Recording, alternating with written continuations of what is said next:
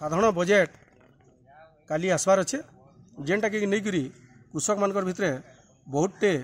आशा और आकांक्षा अच्छे कारण एटा निर्वाचन वर्ष है। निर्वाचन के आखि आगे रखिक सरकार मैंने बजेट बनासन आमर पूरा आशा अच्छे निश्चित भाव में फसल उचित मूल्य देवे जेनटा स्वामीनाथन कमिटी कही फसल 1.5 गुणा एवं मंडी व्यवस्था उपरे जेन आउ सुधार आनिक चाषी मान सबू कृषिजात द्रव्य किणवार लगी व्यवस्था करेंगे। लोन जेन चाषी मैंने ऋणग्रस्त होन लोन छाड़ करेंगे यहाँ आम पूरा गोटे विश्वास लगुच कारण जितेबाला राज्य सरकार मैंने भोट करुन से राज्य सरकार मान के चाषी मान लोन छाड़ करुन यहाँ जेहेतु गोटे साधारण निर्वाचन है केंद्र सरकार भोट हवा राज्य सरकार भी भोट हवा से लगी पूरा आशा अच्छे चाषी मान लोन छाड़ कर एवं एमएसपी जेनटा अच्छे एमएसपी स्वामीनाथन कमिटी के कार्यकारी कर एमएसपी वृद्धि कर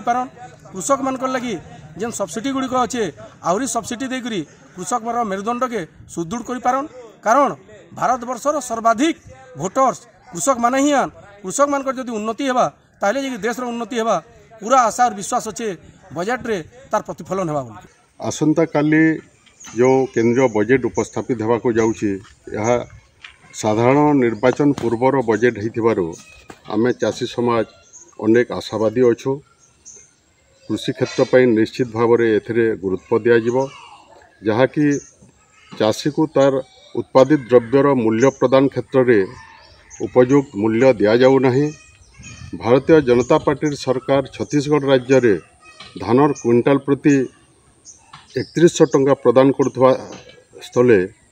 देशर अन्यान्य राज्य में यह 2183 टंका रही। केंद्र सरकार यह सर्वभारतीय स्तर में से ही 3100 टंका लागू करेंगे बोली आमे आशा रखीचु। आहरी मध्य कृषि उत्पादन क्षेत्र में मूल्य ह्रास करने रासायनिक सार क्षेत्र में पूर्वर दि जाउथवा समस्त सब्सिडी पुनर्बार प्रचलन करिवार